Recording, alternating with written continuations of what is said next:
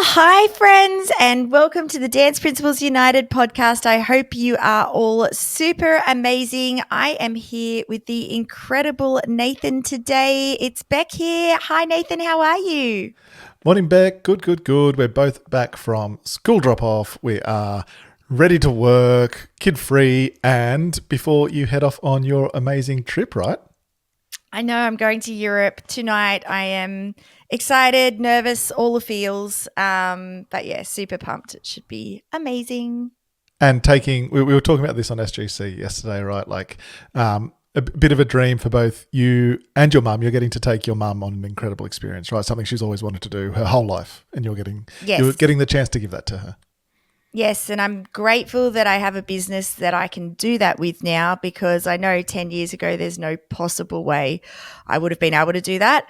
So, yeah, it's why we're passionate about what we do, right, Nath? We want all studio owners to earn the money they deserve and to get to do cool stuff like that with their families.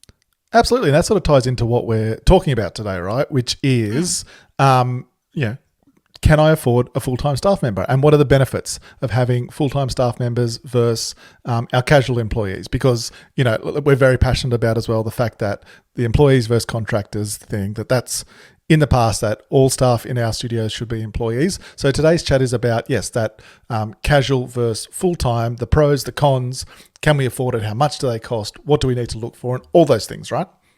Yeah, it's a great conversation, and I think it's interesting because, I have 4 full-time employees now. I don't know if you know that, Nath.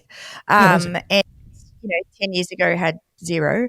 So I think it's definitely a game changer for some studios, but I don't think it's for every studio. Would you agree with that? Yeah, absolutely. Because number one, we know that staff wages are a dance studio's biggest expense, right? And there's lots of benefits that we're going to talk about for having a full-timer. And it doesn't need to be, when we say full-timer as well, Beck, maybe we should preface it. There's also the path, you don't have to go straight to a 38-hour-a-week full-timer. You can also go to a part-time wage where they can do 30 hours a week or 25 hours a week or something like that, but still have the prorated benefits of a full-time employee. But yes, it's definitely not for everybody. It's a big financial commitment, which we'll definitely cover in the podcast. And it's something that you probably need to be working towards. It's not something to go straight off the bat with, but these are all things that we're going to jump into and are excited to talk about in the podcast, right? Yeah, absolutely. So, Nath, I guess my first question would be, and probably what everyone's asking out there, how do you know if you can afford a full-timer?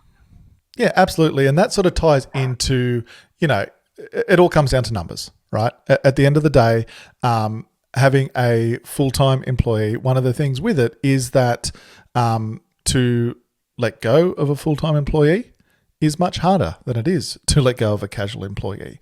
So that if the numbers get tight, if for some reason, your cash flow dries up a little bit or something happens in the business, if you've got casual employees, we never ever and I know you're the same, we never ever like getting rid of staff. It goes against, I know for Amanda and I, it always went against our nature.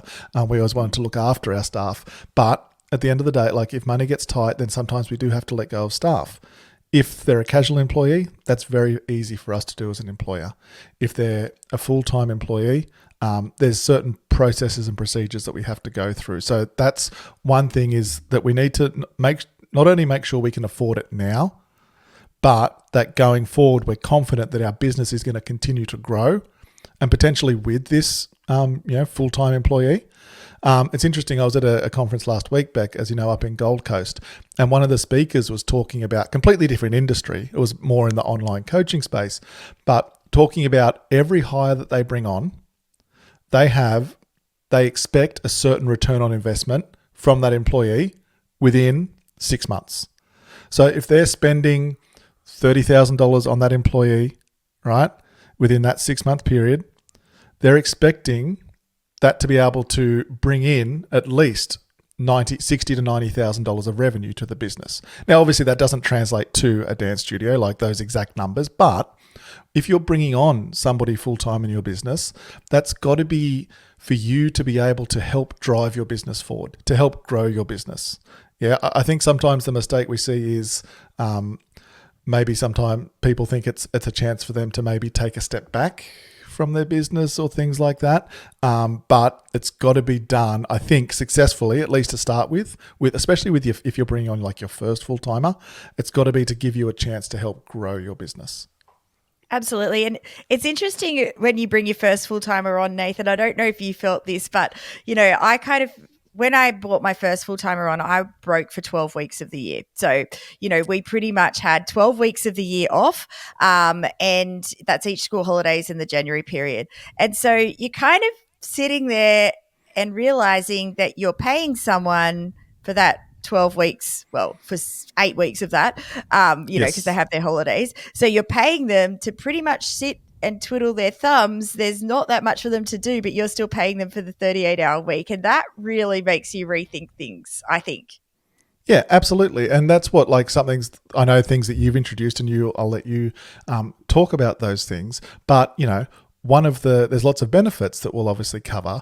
But, one of the big things that you come up with straight away is that you've got to pay them for the entire 52 weeks of the year. And whereas with the casual employees, you're paying them for the 40 weeks of the year. And that sort of comes into a bit of a bigger question as well.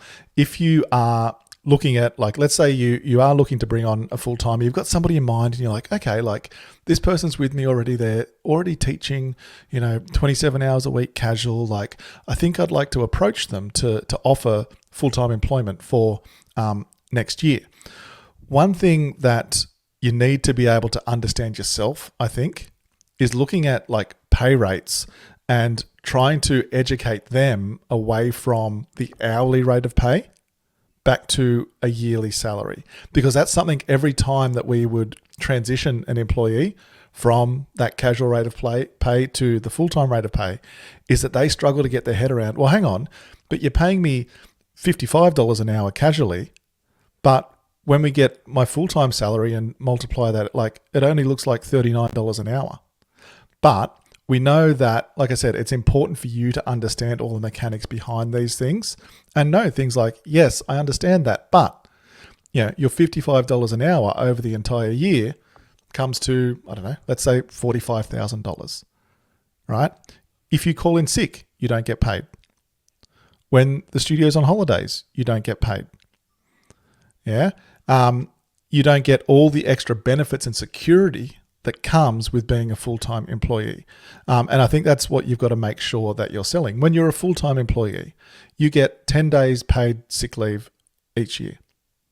You get, within that, that's personal carers leave as well. Yeah. If you have to take time off, if they've got kids, if you've got to look after a sick child, yeah, you can stay home and get paid for that day as well.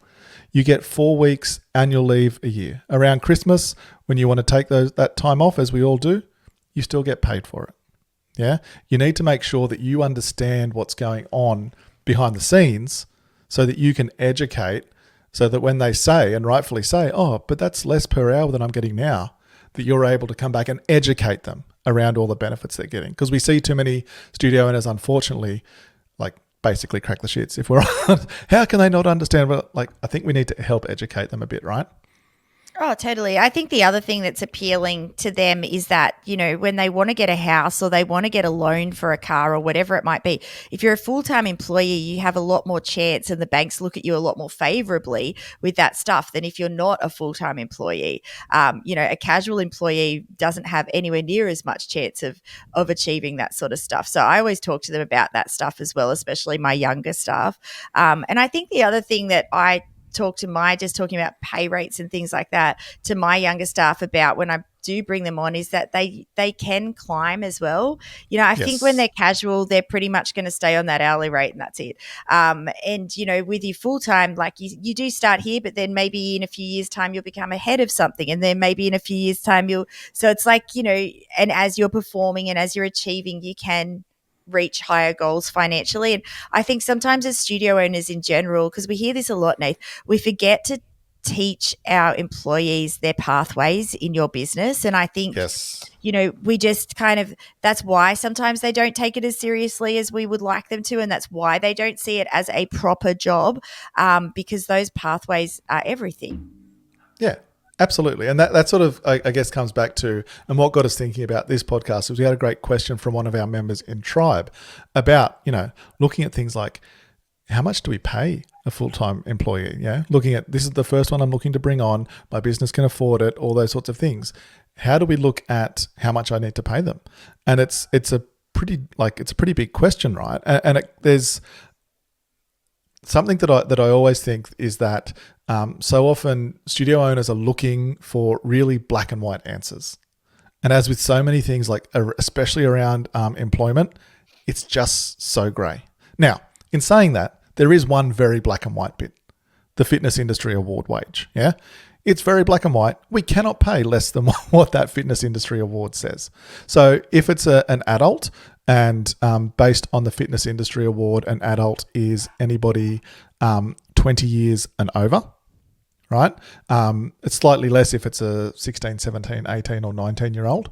But for an adult full-time and over, the what we call a level 1 employee starts at $891.50 per week, right? So that's for somebody with minimal duties, minimal responsibilities, and minimal qualifications, right? That's the lowest level that you can be. So $891 a week is about $46,300 a year, right? And then we go all the way up to a level 7 employee, and that's about $1,200 a week, right? And so $63,500 a year. So somewhere between $46,500 and $63,500 is the Fitness Industry Award, and that's based on their level of qualifications, experiences, and things like that. So it's a big thing and it's too much detail to go into on this podcast, right? But if they do things like if they've gone to full-time and have got their Cert 4 in dance teaching and management, that gets them into a certain level of the Fitness Industry Award, and you've got to pay them a little bit more than somebody that hasn't got that qualification, right? So that's the first thing you've always got to look at when, how much do I pay my full-time employee? But then we've also got to look at things like the job market, because it is a job market, right? If and the question that was in our Tribe group the other day was one of their incredible employees that's been working for them all the way through uni has been just completed it was a degree at university in communications and marketing and management. Now, to be honest, I think they're going to be using that degree because they'll be doing some marketing, some admin, they'll be using the skills from that degree in being an admin superstar as well as a teacher at a dance studio. So that means that they've got to come in right at that top level of the award at an absolute minimum. But then I think in those scenarios, you've also got to look at the job market. If they were to go and work in the private sector and look at getting a corporate job, what sort of salaries are on offer in those sectors as well? So if we're there thinking in okay, right, I've looked at the award here and I think they're $60K based on the award, but then you go on to Seek and you pick 5 or 6 jobs for a graduate and they're all at $85K, well then you might have to sort of go a bit above that award to sort of match and meet that market, right? There's so many things that come into it, but it's like I said, there's not really black and white except for the bottom end. Yeah, I totally agree. I think as well, we have benefits in our business that other corporates don't, that you can sort of barter with that as well, especially if they're a mum, because, I find with the mums, they want to do the school pickup and that's fine because we don't really have anything on at that time. And, there's a lot more freedom for them, yes. I think, in our industry. They probably can do some work from home and, that sort of stuff. If they're doing the admin stuff, they don't have to necessarily be at the studio all day. So there's a bit of that freedom in there that you can kind of barter with in that sense as well. Would you agree with that? Yeah, for sure. If it's a an admin superstar type role, then without a doubt, there's definitely lots of flexibility for that. If it's a full-time teacher, then that flexibility becomes a little bit. There's less flexibility for us as employers to offer, for sure.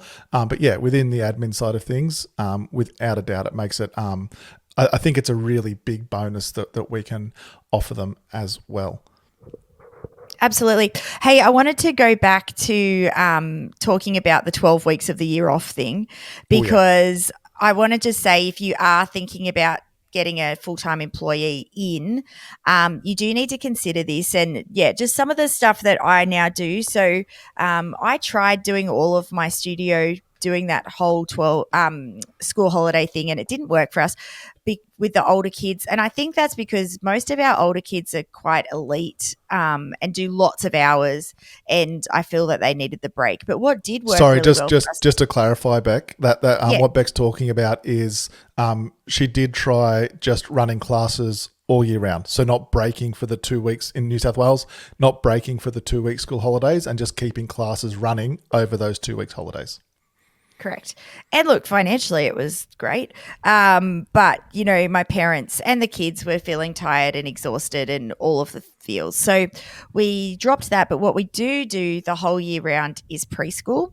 And I think that's been a game changer because, we have a lot of preschoolers. So it brings in enough money for me to cover my full-timers, really, is essentially what it brings in, and rent and all of that sort of stuff over the holidays. So that, to me, was a game changer. The other thing that we do a lot of is workshops in school holidays, and using my full-timers to do those kind of all-day workshops. And that's really important as well. So I think when you do have full-timers, you've got to remember that your studio probably needs to stay open for a bit longer, and you can't have those big periods of taking time off.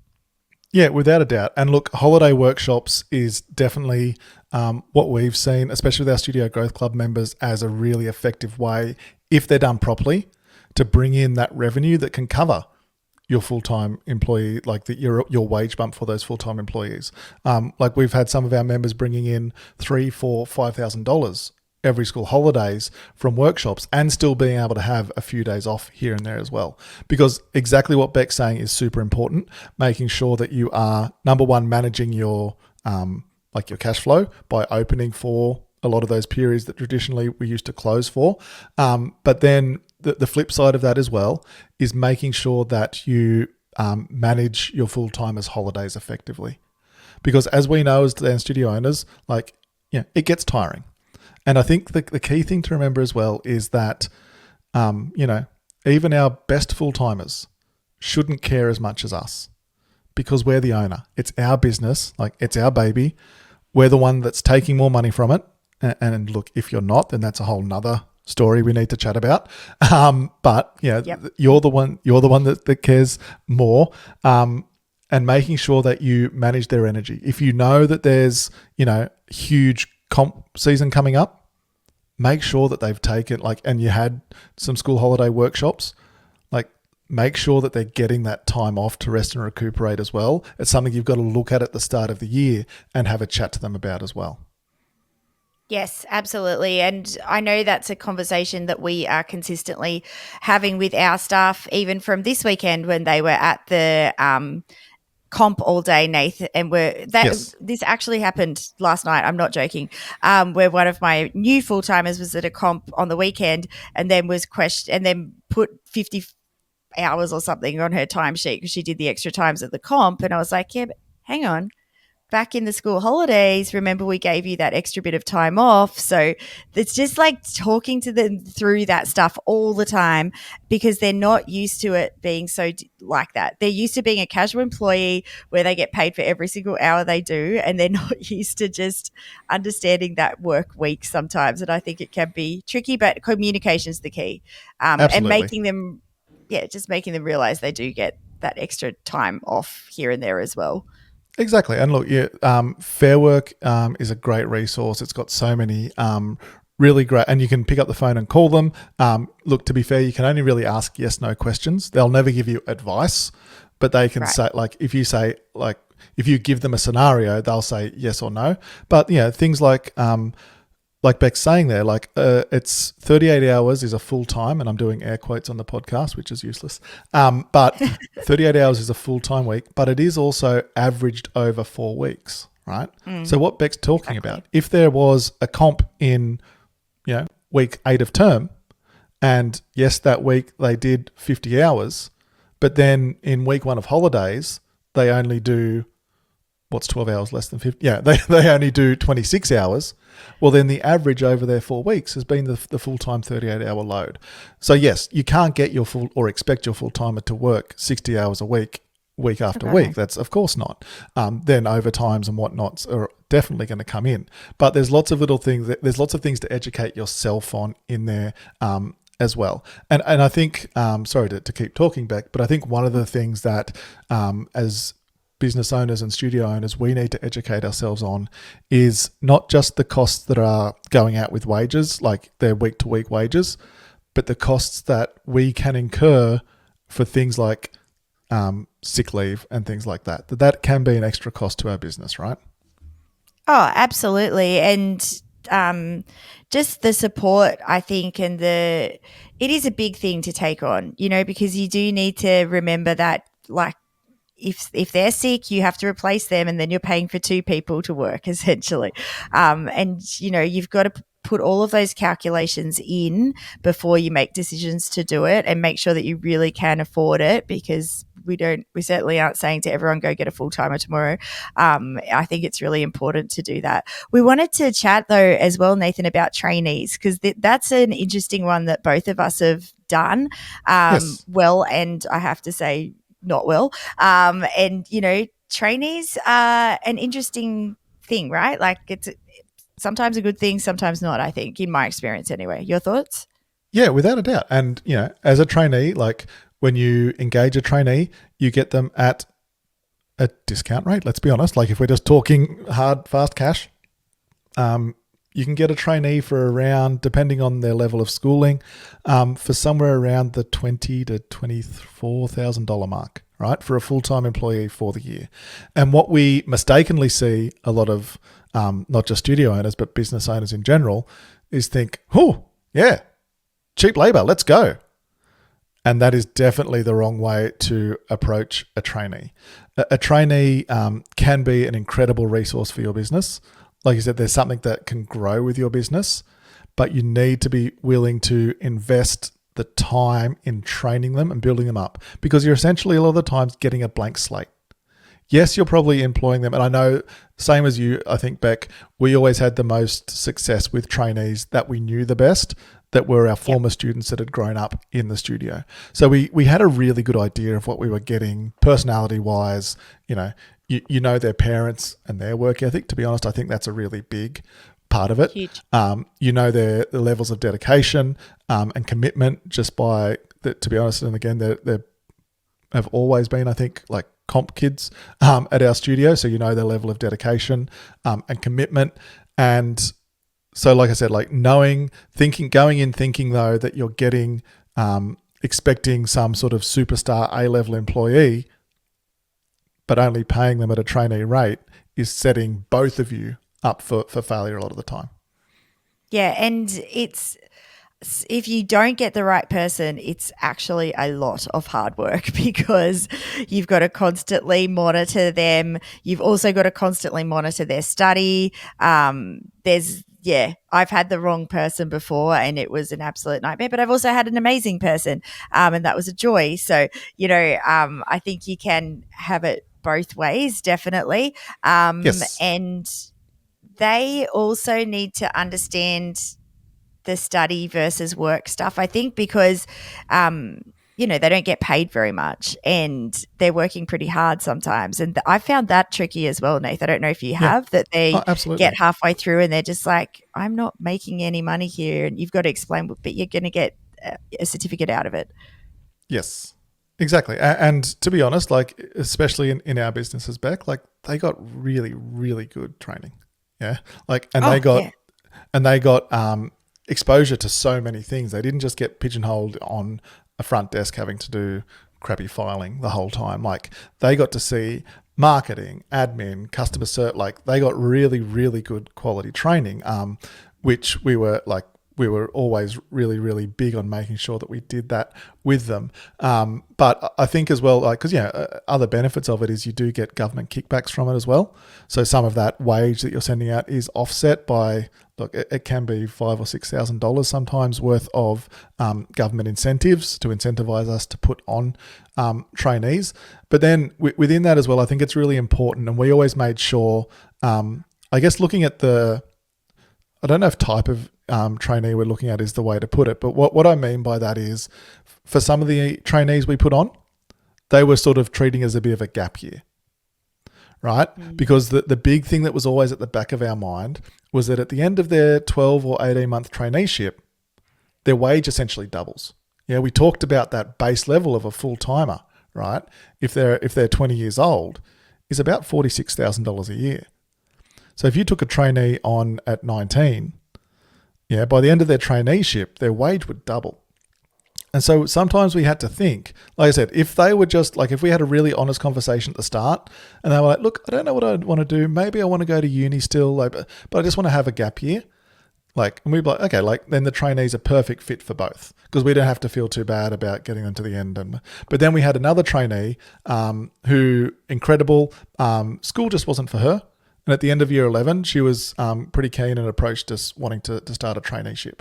Now with that one, again, because she was an incredible student for so long, we had to make sure, because we didn't want somebody leaving school and then 12 months down the track, us not having the capacity to pay that award wage. So we had to really make sure on that one that when we employed her as a trainee, that we were comfortable that we were going to be able to bring her into a full-time employment further on down the track as well. So there's those things to look at as well.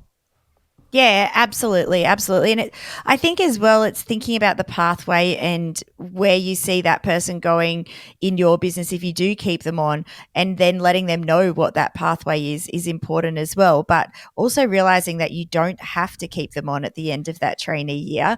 And so that's kind of cool too, because sometimes we do, as we said at the beginning, it is very hard. Well, not very hard, but it is tricky to get rid of a full-timer.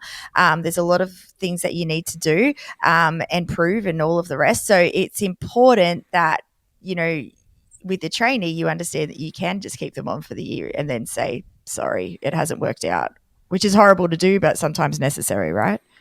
Yeah, without a doubt. Okay, so we've definitely given you I think a lot of the warnings, I guess, about the full-time staff. But at the end of the day, we found it was such a incredible thing for our business. When we sold our studio, at the peak of our studio, we had 25, probably even 30 casuals working at our absolute max level of employments. But by the time that we sold DS, we were down to a core group of about 12 employees because we had, I think, 5 full-timers on as well.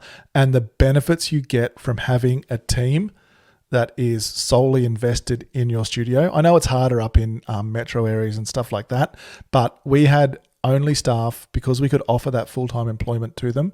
We had staff that were just fully and solely invested in our studio, which was not only such a boom to obviously the dance training side of things, but also the business as a whole. So we know that investing in full-time staff can be such a game changer for your studio, but it's really important to make sure that you're taking everything into account before you do it. Would you agree with that? Yeah, absolutely. And I agree with you as well. It has been a total game changer for my studio. And I think it's like you said, you've got those core people who are there all the time with you. But yes, absolutely, just making sure that you're doing it for the right reasons and that you can afford it is the key. Amazing. Well, thank you so much, as always, for jumping on with us for the Dance Principles United podcast. We are so passionate and just love helping dance studio owners build the business of their dreams. If you've got any questions, because we know that this is something that always generates so many questions. If you've got any follow-up questions or anything like that, please drop us a DM, because we could even do, if we get enough questions, could even do a follow-up sort of Ask Me Anything type podcast ep on answering those questions around full-time and part-time staff as well, right? Yeah, absolutely. I'd love to do that. Well, thanks so much, Nath, for jumping on. Always love chatting to you. And thanks for listening, everyone. And we'll talk to you soon. Bye, everyone. Thanks, everyone. Bye.